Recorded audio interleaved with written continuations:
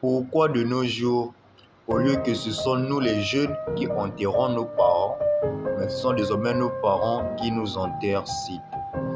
Heureux de te revoir, bien-aimé dans le Seigneur. J'ose espérer que par la grâce de Dieu, tu te portes bien et que la paix et la joie et la santé de l'Éternel soient ton partage. Bien. Je reviens simplement sur la vidéo précédente qui était dans le livre de Psaume, chapitre 37, du premier verset au verset 5, dont je parlais simplement de te confier en l'Éternel. Ici, au premier verset, au verset 3, on te dit « Ne t'irrite pas contre les méchants, n'envie pas ceux qui font le mal, car ils sont fauchés aussi vite que l'herbe et ils se flétrissent comme le gazon vert. » Le devoir d'un enfant de Dieu, d'un chrétien, d'une chrétienne, c'est de croire en Jésus-Christ, de craindre Jésus-Christ et de l'obéir. Mais de nos jours, la plupart des jeunes, comme je le disais, partent si tôt. Pourquoi? Parce que ils n'ont plus la crainte de l'Éternel. Ils prennent des vices, ils prennent des voies tortueuses, mauvaises, afin de vouloir obtenir des choses dans ce monde. Et même dans le milieu chrétien désormais, comme on le voit de nos jours. Mais entre-temps, on te dit, ne t'irrite pas contre les méchants. N'envie pas ceux qui font le mal. Donc n'envie pas ceux qui réussissent en prenant des voies tortueuses. Mais crois en Jésus-Christ. Confie-toi en lui et tu verras sa gloire se manifester dans ta vie.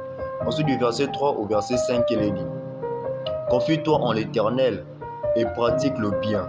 Aie le pays pour demeure et la fidélité pour pâture. Fais de l'Éternel tes délices et il te donnera ce que ton cœur désire. Recommande ton sort à l'Éternel, mets en lui ta confiance et il agira. Bien-aimé, je ne sais pas à quelle situation tu fais face ou quelle difficulté tu fais face ou la chose actuelle en ce moment que tu es en train de faire. Laisse-moi te dire que si tu veux obtenir quelque chose de positif, quelque chose de meilleur face à cette situation, confie-toi en Jésus-Christ. Recommande-le ton sort. Aie confiance en lui et tu verras, il agira. Il agira non comme tu le voudras, mais comme lui, il le voudra. Pas selon ta volonté à toi, mais selon sa volonté à lui. Car avec lui, c'est le temps, c'est la patience et la discipline.